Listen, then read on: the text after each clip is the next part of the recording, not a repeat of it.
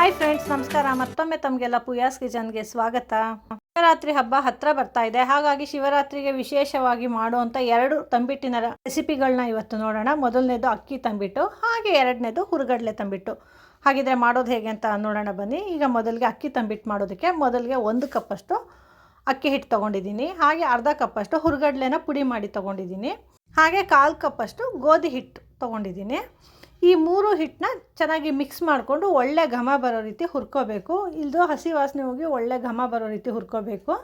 ಮೊದಲೆಲ್ಲ ಈ ರೀತಿ ಹಿಟ್ಟು ಹಾಕ್ಕೊಳ್ತಾ ಇರಲಿಲ್ಲ. ಸಾಮಾನ್ಯವಾಗಿ ಅಕ್ಕಿ ಹಾಗೆ ಹುರುಗಡ್ಲೆ ಮತ್ತು ಗೋಧಿನ ಇದೇ ಪ್ರಮಾಣದಲ್ಲಿ ಹಾಕ್ಕೊಂಡು ಮಿಷನ್ಗೆ ಹಾಕಿಸ್ಕೊಂಡು ಬೀಸಿಸ್ಕೊಂಡು ನಂತರ ಆ ಹಿಟ್ಟನ್ನ ಈ ರೀತಿ ಹುರ್ಕೊತಾ ಇದ್ವಿ. ಆದರೆ ಈ ರೀತಿ ಹಿಟ್ಟು ಹಾಕ್ಕೊಂಡು ಮಾಡಿದ್ರೆ ಕೂಡ ಯಾವುದೇ ಟೇಸ್ಟ್ ಬದಲಾವಣೆ ಇರಲಿಲ್ಲ. ಹಾಗಾಗಿ ನಾನು ಈ ರೀತಿ ಮಾಡ್ಕೊತಾ ಇದ್ದೀನಿ ಇವಾಗ.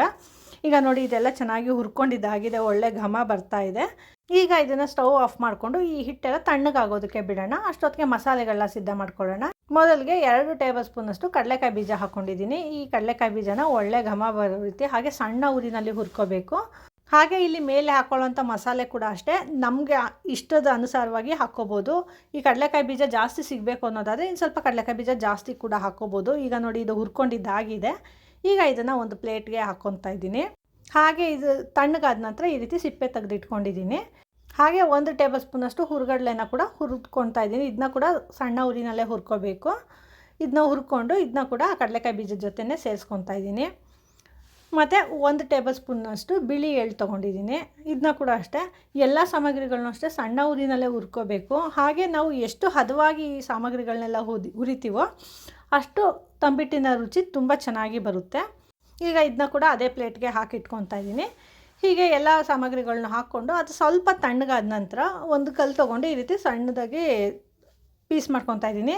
ಈ ರೀತಿ ಒಂಚೂರು ಒಡ್ಕೊಂಡ್ರೆ ಅದು ಬಾಯಿಗೆ ಸಿಗೋದಕ್ಕೆ ತುಂಬ ಚೆನ್ನಾಗಿರುತ್ತೆ. ಹಾಗೆಯೇ ಆ ಹಿಟ್ಟಿನ ಜೊತೆ ಚೆನ್ನಾಗಿ ಮಿಕ್ಸ್ ಆಗುತ್ತೆ. ಅದಕ್ಕೋಸ್ಕರ ತುಂಬ ಪುಡಿ ಮಾಡ್ಕೋಬಾರ್ದು. ಸುಮ್ಮನೆ ಒಂದು ಸರಿ ಈ ರೀತಿ ಎಲ್ಲ ಕಡೆ ಜಜ್ಕೊಂಡ್ರೆ ಸಾಕಾಗುತ್ತೆ. ನೋಡಿ, ಈಗ ಪುಡಿ ಮಾಡ್ಕೊಂಡಿದ್ದೀನಿ. ನೋಡಿ, ಇದು ಕೆಲವೊಂದು ಕಡಲೆಕಾಯಿ ಬೀಜ ಹಾಗೆ ಇದೆ, ಕೆಲವೊಂದು ಚೆನ್ನಾಗಿ ಅರ್ಧಂಬರ್ಧ ಪುಡಿ ಆಗಿದೆ. ಈಗ ಇದನ್ನ ಪಕ್ಕಕ್ಕಿಟ್ಟು ಬೆಲ್ಲದ ಪಾಕಕ್ಕೆ ಸಿದ್ಧ ಮಾಡ್ಕೊಳ್ಳೋಣ. ಇಲ್ಲಿ ನಾನು 2 ಕಪ್ಪಷ್ಟು ಬೆಲ್ಲ ತೊಗೊಂಡಿದ್ದೀನಿ. ಹಾಗೆ ಒಂದು 3/4 ಕಪ್ಪಷ್ಟು ನೀರು ಹಾಕ್ಕೊಂಡಿದ್ದೀನಿ. ಈಗ ಈ ಬೆಲ್ಲ ಎಲ್ಲ ಸಂಪೂರ್ಣವಾಗಿ ಕರಗಿದ ನಂತರ ಈ ಬೆಲ್ಲನ ಸೋಸ್ಕೊಳ್ಳೋಣ. ಯಾಕಂದರೆ ಬೆಲ್ಲದಲ್ಲಿರೋ ಕಸ ಎಲ್ಲ ಬರಬೇಕಲ್ವ, ಅದಕ್ಕೋಸ್ಕರ ಈ ರೀತಿ ಬೆಲ್ಲದ ನೀರನ್ನ ಸೋಸ್ಕೊತಾ ಇದ್ದೀನಿ. ಹೀಗೆ ಸೋಸ್ಕೊಂಡ ನಂತರ ಆ ಬೆಲ್ಲದ ನೀರನ್ನ ಮತ್ತೆ ಕುದಿಸ್ಕೊಳಕ್ಕೆ ಇಟ್ಕೊತಾ ಇದ್ದೀನಿ.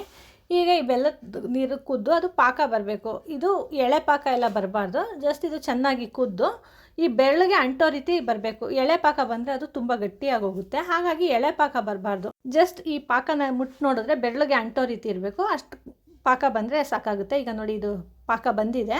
ಈಗ ಇದನ್ನು ಸ್ಟವ್ ಆಫ್ ಮಾಡಿಕೊಂಡು ಈಗಾಗಲೇ ಹುರಿದಿಟ್ಕೊಂಡಿರೋದಿವಲ್ಲ, ಆ ಹಿಟ್ಟು ಕೂಡ ತಣ್ಣಗಾಗಿದೆ.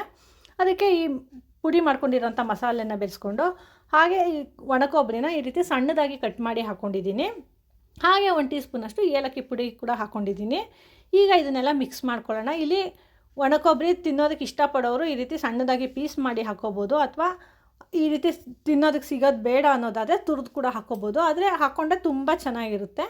ಈಗ ಈ ಮಾಡಿರೋಂಥ ಬೆಲ್ಲದ ಪಾಕನ ಈ ರೀತಿ ಸ್ವಲ್ಪ ಸ್ವಲ್ಪನೇ ಹಾಕ್ಕೋಬೇಕು. ಒಂದೇ ಸರಿ ಜಾಸ್ತಿ ಹಾಕ್ಕೊಂಡ್ರೆ ಏನಾಗೋಗುತ್ತೆ, ಅದು ಜಾಸ್ತಿ ತೆಳುವಾಗಿ ಹೋಗುತ್ತೆ, ಉಂಡೆ ಕಟ್ಟೋದಕ್ಕೆ ಬರೋದಿಲ್ಲ. ಅದಕ್ಕೋಸ್ಕರ ಈ ರೀತಿ ಚೆನ್ನಾಗಿ ಮಿಕ್ಸ್ ಮಾಡಿಕೊಂಡು ನಮಗೆ ಯಾವ ಹದದಲ್ಲಿ ಬೇಕೋ ತಂಬಿಟ್ಟು ಆ ಹದದಲ್ಲಿ ಈ ಪಾಕ ಹಾಕ್ಕೊಂಡು ಕಲಿಸ್ಕೋಬೇಕು. ಈ ರೀತಿ ಮಿಕ್ಸ್ ಮಾಡಿಕೊಂಡು ಯಾವುದಾದ್ರು ಸ್ಪೂನ್ ಸಹಾಯದಿಂದನೇ ಮಿಕ್ಸ್ ಮಾಡ್ಕೋಬೇಕು. ಯಾಕಂದರೆ ಬೆಲ್ಲದ ಪಾಕ ಬಿಸಿ ಇರುತ್ತಲ್ಲ, ಹಾಗಾಗಿ ಕೈಯಲ್ಲಿ ಮಿಕ್ಸ್ ಮಾಡ್ಕೊಳ್ಳೋಕ್ಕಾಗೋದಿಲ್ಲ. ಈ ರೀತಿ ಅದು ಸ್ವಲ್ಪ ಸ್ವಲ್ಪ ಹಾಕ್ಕೊಂಡ್ಮೇಲೆ ಆ ಹಸಿ ತಣ್ಣಗಿರೋದ್ರಿಂದ ಸ್ವಲ್ಪ ಬಿಸಿ ಕಡಿಮೆ ಆಗುತ್ತೆ. ಆವಾಗ ಕೈಯಲ್ಲಿ ಮಿಕ್ಸ್ ಮಾಡ್ಕೋಬೋದು. ನೋಡಿ, ಈ ಹದದಲ್ಲಿ ಮಾಡಿಕೊಂಡ್ರೆ ಸ್ವಲ್ಪ ಗಟ್ಟಿ ತಂಬಿಟ್ಟು ಬರುತ್ತೆ. ಆದರೆ ಸ್ವಲ್ಪ ತೆಳುವಾಗಿರೋಂಥ ತಂಬಿಟ್ಟು ಬೇಕು ಅನ್ನೋದಾದರೆ ಇನ್ನು ಸ್ವಲ್ಪ ಪಾಕ ಹಾಕ್ಕೋಬೇಕಾಗುತ್ತೆ. ನೋಡಿ, ಇಲ್ಲಿ ನನಗೆ ಸ್ವಲ್ಪ ತೆಳ್ಳಗೆ ಬರಲಿ ತಂಬಿಟ್ಟು ಅಂದ್ಬಿಟ್ಟು ಇನ್ನು ಸ್ವಲ್ಪ ಪಾಕ ಹಾಕ್ಕೊಂಡು ಮಿಕ್ಸ್ ಮಾಡ್ಕೊಂಡಿದ್ದೀನಿ. ಈಗ ಈ ಪಾಕ ಈ ಹಿಟ್ಟಿಗೆ ಚೆನ್ನಾಗಿ ಮಿಕ್ಸ್ ಆಗೋ ರೀತಿ ಚೆನ್ನಾಗಿ ಮಿಕ್ಸ್ ಮಾಡ್ಕೊಂಡ್ಬಿಟ್ಟು ನಂತರ ಕೈಯಿಂದ ಉಂಡೆ ಕಟ್ಕೋಬೇಕು. ನೋಡಿ, ಈಗ ಇದು ಚೆನ್ನಾಗಿ ಮಿಕ್ಸ್ ಮಾಡ್ಕೊಂಡಿದ್ದಾಗಿದೆ. ಈಗ ಈ ಉಂಡೆ ಮಾಡೋದಕ್ಕೆ ಕೈಗೆ ಒಂದು ಸ್ವಲ್ಪ ತುಪ್ಪ ಸವರ್ಕೊಂಡು ನಂತರ ಉಂಡೆ ಮಾಡ್ಕೋಬೇಕು. ಆವಾಗ ಉಂಡೆ ಮಾಡೋದು ಚೆನ್ನಾಗಿ ಬರುತ್ತೆ. ನೋಡಿದ್ರೆ ಎಷ್ಟು ಚೆನ್ನಾಗಿ ಉಂಡೆ ಬರ್ತಾಯಿದೆ, ಕೈಗೆ ಒಂಚೂರು ಕೂಡ ಮೆತ್ತಾ ಇಲ್ಲ. ಈ ರೀತಿ ಎಲ್ಲ ಉಂಡೆನೂ ನಮ್ಗೆ ಯಾವ ಸೈಜಲ್ಲಿ ಬೇಕೋ ತಂಬಿಟ್ಟು ಆ ಸೈಜಲ್ಲಿ ಉಂಡೆ ಮಾಡ್ಕೋಬೇಕು. ಹಾಗೆ ನಾನು ತೆಳುವಾಗಿ ಮಾಡ್ಕೊಂಡಿರೋದ್ರಿಂದ ಅದು ತುಂಬ ಸಿಲ್ಕಿ ಟೆಕ್ಸ್ಚರ್ ಬಂದಿದೆ. ಅದೇ ಸ್ವಲ್ಪ ಗಟ್ಟಿಯಾಗಿ ಮಾಡಿಕೊಂಡ್ರೆ ಉಂಡೆ ಸ್ವಲ್ಪ ಗಟ್ಟಿಯಾಗಿ ಬರುತ್ತೆ. ನಾನು ಮುಂದಿನ ತಂಬಿಟ್ಟನ್ನ ಸ್ವಲ್ಪ ಗಟ್ಟಿಯಾಗಿ ಮಾಡಿ ತೋರಿಸ್ತೀನಿ. ಎರಡರದ್ದು ಹದ ಕೂಡ ಗೊತ್ತಾಗುತ್ತೆ ಆವಾಗ. ಹೀಗೆ ಎಲ್ಲ ಹಿಟ್ಟಲ್ಲೂ ತಂಬಿಟ್ಟು ಮಾಡಿ ಇಟ್ಕೊಂಡಿದ್ದೀನಿ. ಈ ತಂಬಿಟ್ಟನ್ನ ಒಂದು ಏರ್ ಟೈಟ್ ಕಂಟೈನರ್ಗೆ ಹಾಕಿ ಇಟ್ಕೊಂಡೆ 15-20 ದಿವಸ ಇಟ್ಕೊಂಡು ತಿನ್ಬೋದು. ತುಂಬಾ ಚೆನ್ನಾಗಿರುತ್ತೆ. ಹಾಗೆ ಆ ಹಿಟ್ಟು ಕೂಡ ಅಷ್ಟೇ, ಹುರಿದು ಇಟ್ಕೊಂಡ್ರೆ ಕೂಡ ಅಷ್ಟೇ, ಬೆಲ್ಲದ ಪಾಕ ಯಾವಾಗ ಬೇಕೋ ಆವಾಗ ಮಾಡಿಕೊಂಡು ತಂಬಿಟ್ಟನ್ನ ಮಾಡ್ಕೋಬೋದು. ಇವಾಗ ನಾವು ಹುರ್ಗಡ್ಲೆ ತಂಬಿಟ್ಟು ಮಾಡೋದು ಹೇಗೆ ಅಂತ ನೋಡೋಣ. ಇದಕ್ಕೆ ನಾನು ಮೊದಲಿಗೆ 1 ಕಪ್ಪಷ್ಟು ಹುರ್ಗಡ್ಲೆ ತೊಗೊಂಡಿದ್ದೀನಿ. ಈ ಹುರ್ಗಡ್ಲೆನ ಕೂಡ ಅಷ್ಟೇ ಒಳ್ಳೆ ಘಮ ಬರೋ ರೀತಿ ಹಾಗೆ ಸಣ್ಣ ಉರಿನಲ್ಲಿ ಹುರ್ಕೋಬೇಕು. ಆ ಹುರ್ಗಡ್ಲೆ ಗರಿ ಗರಿಯಾಗಿ ಆಗುತ್ತೆ, ಹಾಗೆ ಒಳ್ಳೆ ಘಮ ಬರುತ್ತೆ, ಹಸಿ ವಾಸನೆ ಎಲ್ಲ ಹೋಗಿ ಆ ರೀತಿ ಹುರ್ಕೋಬೇಕು. ನೋಡಿ, ಈಗ ಇದು ಹುರ್ಕೊಂಡಿದ್ದಾಗಿದೆ. ಈಗ ಈ ಹುರಿದಿರೋಂಥ ಹುರ್ಗಡ್ಲೆನ ಒಂದು ಪ್ಲೇಟ್ಗೆ ಹಾಕ್ಕೊಳ್ಳೋಣ. ಇದು ಸ್ವಲ್ಪ ತಣ್ಣಗಾಗಲಿ, ಅಷ್ಟೊತ್ತಿಗೆ ಬೇರೆ ಪದಾರ್ಥಗಳನ್ನೆಲ್ಲ ಹುರ್ಕೊಳ್ಳೋಣ. ಈಗ ನಾನು ಅರ್ಧ ಕಪ್ಪಷ್ಟು ಕಡಲೆಕಾಯಿ ಬೀಜ ಹಾಕ್ಕೊಂಡಿದ್ದೀನಿ. ಈ ಕಡಲೆಕಾಯಿ ಬೀಜನೂ ಕೂಡ ಅಷ್ಟೇ ಸಣ್ಣ ಉರಿನಲ್ಲೇ ಹುರ್ಕೋಬೇಕು, ಒಳ್ಳೆ ಘಮ ಬರೋ ರೀತಿ ಹುರ್ಕೋಬೇಕು. ನೋಡಿ, ಇಲ್ಲಿ ಈಗ ಇದು ಹುರಿದಿದ್ದಾಗಿದೆ, ಈ ಸಿಪ್ಪೆ ಎಲ್ಲ ಬಿಟ್ಟು ಬರ್ತಾ ಇದೆ. ಈಗ ಇದನ್ನು ಮತ್ತೊಂದು ಪ್ಲೇಟ್ಗೆ ಬಗ್ಸಿ ಇಟ್ಕೊಳ್ಳೋಣ. ಹೀಗೆ ಒಂದು ಪ್ಲೇಟ್ಗೆ ಹಾಕ್ಕೊಂಡು ನಂತರ ಇದಕ್ಕೆ ನಾನು ಒಂದು 2 ಟೇಬಲ್ ಸ್ಪೂನಷ್ಟು ಬಿಳಿ ಎಳ್ಳು ತೊಗೊಂಡಿದ್ದೀನಿ. ಇಲ್ಲಿ ಬಿಳಿ ಎಳ್ಳಾದರೂ ತೊಗೋಬೋದು ಅಥವಾ ಕಪ್ಪು ಎಳ್ಳು ಕೂಡ ತೊಗೋಬೋದು. ಇದನ್ನ ಕೂಡ ಒಳ್ಳೆ ಘಮ ಬರೋ ರೀತಿ ಹುರ್ಕೊಂಡು ಇನ್ನೊಂದು ಪ್ಲೇಟ್ಗೆ ಹಾಕಿಟ್ಕೊಳ್ಳೋಣ. ಹೀಗೆ ಇದನ್ನ ಹಾಕ್ಕೊಂಡು ನಂತರ 1 ಟೇಬಲ್ ಸ್ಪೂನಷ್ಟು ಗಸಗಸೆ ಹಾಕ್ಕೊಂಡಿದ್ದೀನಿ. ಈ ಗಸಗಸೆ ಹಾಕ್ಕೊಳ್ಳೋದು ಆಪ್ಷನಲ್ಲು, ಬೇಕಂತ ಹಾಕ್ಕೋಬೋದು ಅಥವಾ ಸ್ಕಿಪ್ ಕೂಡ ಮಾಡ್ಕೋಬೋದು. ಇದನ್ನ ಕೂಡ ಸಣ್ಣ ಉರಿನಲ್ಲಿ ಒಳ್ಳೆ ಘಮ ಬರೋ ರೀತಿ ಹುರ್ಕೊಳ್ಳೋಣ. ಸಾಮಾನ್ಯವಾಗಿ ಸ್ವೀಟ್ ಅಂದರೆ ಈ ಗಸಗಸೆ ಫ್ಲೇವರ್ ಇದ್ದರೆ ಆ ಸ್ವೀಟ್ದು ಟೇಸ್ಟೇ ಎನ್ಹ್ಯಾನ್ಸ್ ಆಗುತ್ತೆ, ಅದಕ್ಕೋಸ್ಕರ ಈ ರೀತಿ ಗಸಗಸೆ ಹಾಕ್ಕೊಂಡಿದ್ದೀನಿ. ಈಗ ನೋಡಿ, ಇದು ಕೂಡ ಹುರ್ಕೊಂಡಿದ್ದಾಗಿದೆ. ಇದನ್ನ ಕೂಡ ಈ ಎಳ್ಳು ಹಾಕ್ಕೊಂಡಿದ್ದೀವಲ್ಲ ಅದೇ ಪ್ಲೇಟ್ಗೆ ಹಾಕ್ಕೊತಾ ಇದ್ದೀನಿ. ಈಗ ಈ ಹುರ್ಕೊಂಡಿರೋಂಥ ಪದಾರ್ಥಗಳೆಲ್ಲ ತಣ್ಣಗಾಗಲಿ. ಈ ಕಡಲೆಕಾಯಿ ಬೀಜ ನೋಡಿ ಈಗಾಗಲೇ ತಣ್ಣಗಾಗಿದೆ, ಹಾಗಾಗಿ ಇದನ್ನ ಸಿಪ್ಪೆ ತೆಗೆದು ಇಟ್ಕೊಂಡಿದ್ದೀನಿ. ಈಗ ಈ ಎಳ್ಳು ಮತ್ತು ಗಸಗಸೆ ಕೂಡ ಸ್ವಲ್ಪ ತಣ್ಣಗಾಗಿದೆ. ಈಗ ಇದನ್ನ ಮಿಕ್ಸಿ ಜಾರ್ಗೆ ಹಾಕ್ಕೊಂಬಿಡೋಣ. ಈ 2 ಪದಾರ್ಥಗಳಲ್ಲಿ ಸ್ವಲ್ಪ ಎಣ್ಣೆ ಅಂಶ ಇರೋದ್ರಿಂದ ಇದನ್ನು ಫಸ್ಟು ಪುಡಿ ಮಾಡ್ಕೊಂಬಿಡೋಣ. ಯಾಕಂದರೆ ಎಲ್ಲ ಒಟ್ಟಿಗೆ ಹಾಕ್ಕೊಂಡ್ರೆ ಇದು ಚೆನ್ನಾಗಿ ನೈಸ್ ಪೌಡ್ರ್ ಆಗೋದಿಲ್ಲ, ಅದಕ್ಕೋಸ್ಕರ. ನೋಡಿ, ಈಗ ಇದನ್ನು ಪುಡಿ ಮಾಡಿ ಇಟ್ಕೊಂಡಿದ್ದೀನಿ, ಚೆನ್ನಾಗಿ ಪುಡಿ ಆಗಿದೆ. ಈಗ ಇದ್ರ ಜೊತೆಗೆ ಈಗಾಗಲೇ ಹುರಿದಿಟ್ಕೊಂಡಿದ್ದೀವಲ್ಲ ಆ ಹುರ್ಗಡ್ಲೆನ ಹಾಕ್ಕೊಳ್ಳೋಣ. ಈ ರೀತಿ ಅದು ಮೊದಲೇ ಎಳ್ಳು ಮತ್ತು ಗಸಗಸೆ ಪುಡಿ ಮಾಡಿಕೊಂಡ್ರೆ ಈ ಹುರ್ಗಡ್ಲೆ ಅದ್ರ ಜೊತೆ ಸೇರಿಸ್ಕೊಂಡು ಪುಡಿ ಮಾಡಿದಾಗ ಒಳ್ಳೆ ಪೌಡ್ರ್ ಆಗುತ್ತೆ, ಅದಕ್ಕೋಸ್ಕರ. ಈಗ ಇದ್ರ ಜೊತೆಗೆ ಈಗಾಗಲೇ ಹುರಿದು ಸಿಪ್ಪೆ ತೆಗೆದು ಇಟ್ಕೊಂಡಿರೋಂಥ ಕಡಲೆಕಾಯಿ ಬೀಜನ ಕೂಡ ಸುಮ್ಮನೆ ಒಂದು 2 ಸ್ಪೂನಷ್ಟು ಕಡಲೆಕಾಯಿ ಬೀಜ ಹಾಕ್ಕೊಳ್ಳೋಣ. ಹಾಗೆ ಒಂದು 4 ಏಲಕ್ಕಿ ಕೂಡ ಸಿಪ್ಪೆ ಸಹಿತವಾಗಿ ಹಾಕ್ಕೊತಾ ಇದ್ದೀನಿ. ಈಗ ಇದನ್ನ ಕೂಡ ಚೆನ್ನಾಗಿ ಒಳ್ಳೆ ಪುಡಿ ಮಾಡ್ಕೊತಾ ಇದ್ದೀನಿ. ಈಗ ಈ ಪುಡಿ ಮಾಡ್ಕೊಂಡಿರೋದನ್ನು ಒಂದು ಬಟ್ಲಿಗೆ ಬಗ್ಸಿ ಇಟ್ಕೊತಾ ಇದ್ದೀನಿ. ಹೀಗೆ ಬಗ್ಸಿ ಇಟ್ಕೊಂಡು ನಂತರ ಇದಕ್ಕೆ ಉಳಿದಿರೋಂಥ ಕಡಲೆಕಾಯಿ ಬೀಜ ಹಾಕ್ಕೊತಾ ಇದ್ದೀನಿ. ಹಾಗೆ ಒಂದು 2 ಸ್ಪೂನಷ್ಟು ಹುರ್ಗಡ್ಲೆ ಕೂಡ ಹಾಕ್ಕೊತಾ ಇದ್ದೀನಿ. ಈ ಹುರ್ಗಡ್ಲೆನ ನಾನು ಹಸಿ ಹುರ್ಗಡ್ಲೆನೇ ಹಾಕ್ಕೊತಾ ಇದ್ದೀನಿ, ಬೇಕಂದರೆ ಅದನ್ನ ಕೂಡ ಸ್ವಲ್ಪ ಬಿಸಿ ಮಾಡಿ ಹಾಕ್ಕೋಬೋದು. ಹಾಗೆ ಒಂದು 3 ಟೇಬಲ್ ಸ್ಪೂನ್ ಆಗೋಷ್ಟು ಒಣಕೊಬ್ಬರಿನ ತುರಿದು ಹಾಕ್ಕೊಂಡಿದ್ದೀನಿ. ಇಲ್ಲಿ ಕೂಡ ಅಷ್ಟೇ ತುರಿದು ಕೂಡ ಹಾಕ್ಕೋಬೋದು ಅಥವಾ ಸಣ್ಣದಾಗಿ ಕಟ್ ಮಾಡಿ ಕೂಡ ಹಾಕ್ಕೋಬೋದು. ಈಗ ಈ ಎಲ್ಲ ಮಸಾಲೆ ಪದಾರ್ಥಗಳನ್ನ ಚೆನ್ನಾಗಿ ಮಿಕ್ಸ್ ಮಾಡ್ಕೊಳ್ಳೋಣ. ಈ ರೀತಿ ಚೆನ್ನಾಗಿ ಮಿಕ್ಸ್ ಮಾಡಿಕೊಂಡ್ರೆ ಅದು ಈವನಾಗಿ ಇರುತ್ತೆ ಆ ಹಿಟ್ಟು. ಈಗ ಇದಕ್ಕೆ ಬೆಲ್ಲದ ಪಾಕನ ಸಿದ್ಧ ಮಾಡ್ಕೊಳ್ಳೋಣ. ಇದು ಬೆಲ್ಲದ ಪಾಕಕ್ಕೆ ನಾನು 3/4 ಕಪ್ಪಷ್ಟು ಬೆಲ್ಲ ಹಾಕ್ಕೊಂಡಿದ್ದೀನಿ. ಹಾಗೆ ಒಂದು ಅರ್ಧ ಲೋಟದಷ್ಟು ನೀರು ಹಾಕ್ಕೊಂಡಿದ್ದೀನಿ. ಈ ರೀತಿ ಕಡಿಮೆ ನೀರು ಹಾಕ್ಕೊಂಡ್ರೆ ಪಾಕ ಬೇಗ ಬರುತ್ತೆ, ಅದಕ್ಕೋಸ್ಕರ ಈ ರೀತಿ ಹಾಕ್ಕೊಂಡು ಆ ಬೆಲ್ಲ ಎಲ್ಲ ಚೆನ್ನಾಗಿ ಕರಗಿದ ನಂತರ ಇದನ್ನು ಕೂಡ ಸೋಸ್ಕೊಳ್ಳೋಣ. ನೋಡಿ, ನೀರೆಲ್ಲ ಚೆನ್ನಾಗಿ ಕುದಿಯೋಕ್ಕೆ ಶುರುವಾಗಿದೆ, ಹಾಗೆ ಬೆಲ್ಲ ಕೂಡ ಅಷ್ಟೇ ಚೆನ್ನಾಗಿ ಕರಗಿದೆ. ಈಗ ಇದನ್ನು ಸೋಸ್ಕೊತಾ ಇದ್ದೀನಿ. ಹೀಗೆ ಸೋಸ್ಕೊಂಡು ನಂತರ ಪಾಕ ತಗೊಳ್ಳೋದಕ್ಕೆ ಮತ್ತೆ ಬಿಸಿಗೆ ಇಟ್ಕೊತಾ ಇದ್ದೀನಿ. ಹಾಗೆ ಇಲ್ಲಿ ಕೂಡ ಅಷ್ಟೇ ಈ ಹಿಂದಿನ ತಂಬಿಟ್ಟು ತೋರಿಸಿದ್ವಲ್ಲ ಅದೇ ರೀತಿ ಎಳೆ ಪಾಕ ಏನು ಬರೋದು ಬೇಕಾಗಿಲ್ಲ. ಈ ಬೆರಳಿಗೆ ಅಂಟೋ ರೀತಿ ಪಾಕ ಬಂದರೆ ಸಾಕು. ಈ ಎಳೆ ಪಾಕ ಬಂದುಬಿಟ್ರೆ ತಂಬಿಟ್ಟು ಸ್ಟಿಕ್ಕಿ ಆಗೋಗುತ್ತೆ, ಅದಕ್ಕೋಸ್ಕರ ಜಸ್ಟ್ ಸ್ವಲ್ಪ ತಿಕ್ಕಾಗಿದ್ದರೆ ಸಾಕು ಈ ಬೆಲ್ಲದ ನೀರು.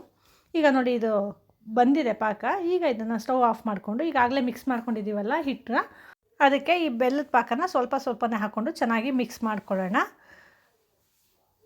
ಹೀಗೆ ಮಿಕ್ಸ್ ಮಾಡಿಕೊಂಡು ಒಂದು ಸ್ಪೂನಲ್ಲಿ ಮಿಕ್ಸ್ ಮಾಡ್ಕೊತಾ ಇದ್ದೀನಿ. ಈ ಹಿಂದಿನ ತಂಬಿಟ್ಟು ಮಾಡಿರೋಂಥ ವೀಡಿಯೋ ತೋರಿಸಿದ್ನಲ್ಲ ಅದೇ ರೀತಿ ಇದಕ್ಕೂ ಕೂಡ ಸ್ವಲ್ಪ ಹಾಕ್ಕೊಂಡು ಈ ಸ್ಪೂನ್ ಸಹಾಯದಿಂದ ಮಿಕ್ಸ್ ಮಾಡ್ಕೊತಾ ಇದ್ದೀನಿ. ನಂತರ ಇದನ್ನು ಕೈಯಲ್ಲಿ ಮಿಕ್ಸ್ ಮಾಡಿಕೊಂಡು ಉಂಡೆ ಮಾಡ್ಕೋಬೇಕು.